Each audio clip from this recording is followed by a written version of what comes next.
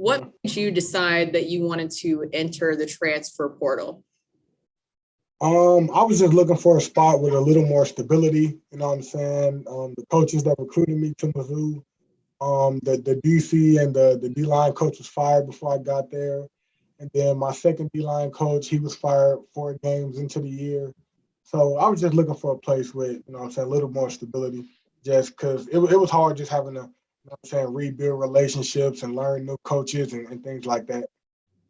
And when you decided to enter the transfer portal, what was that conversation like with Mizzou's coaching staff and with head coach Eli Drinkwitz? I mean, it was a tough conversation to have, but I just, you know what I'm saying, let them know I felt it was the best move for me. Yeah. And, you know, because a lot of people who enter the transfer portal, maybe it's people who didn't get as much playing time, but you had made a pretty big statement while your short time at Mizzou and stuff. So I'm sure that that was something that you had to really mull over with your family, coaching staff, and all that stuff, right?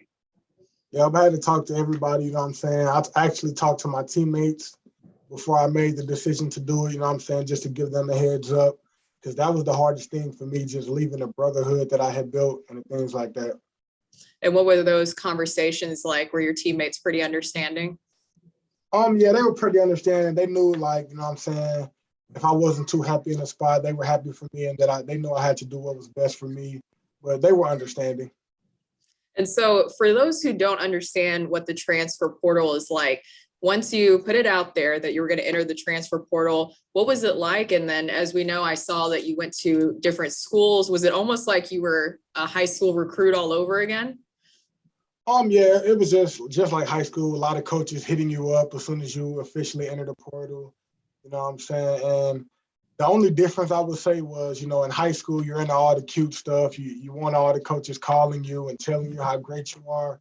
But now this was really just like a business decision for me. So I was more interested in, you know what I'm saying, let's talk ball. How do you see me in your scheme and things like that?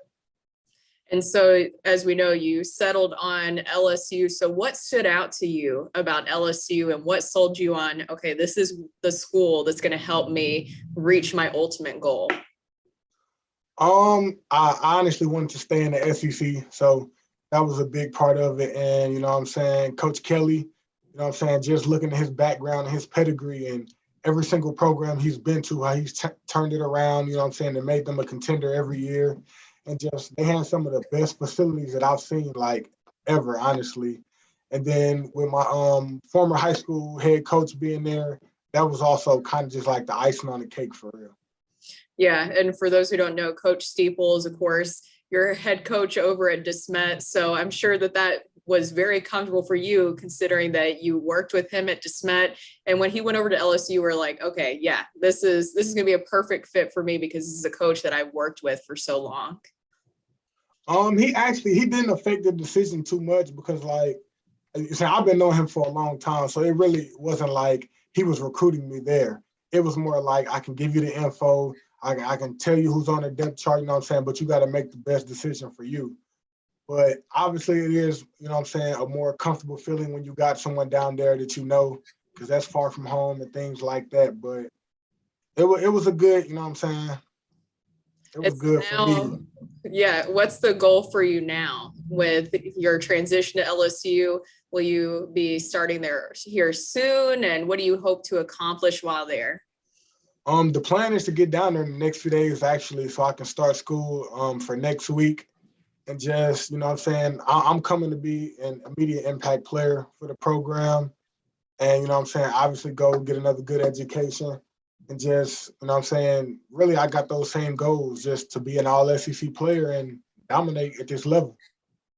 And Mahki, if you're comfortable with talking about this, because, you know, especially in this day and age in social media, and I observed it with your social media and stuff like that, that people like to make assumptions. It seems like you had a lot of people who were, you know, putting out there that they couldn't believe that you would leave Mizzou and all that kind of stuff. What is it like for a player getting those kind of comments where you have these kind of social media trolls coming after you?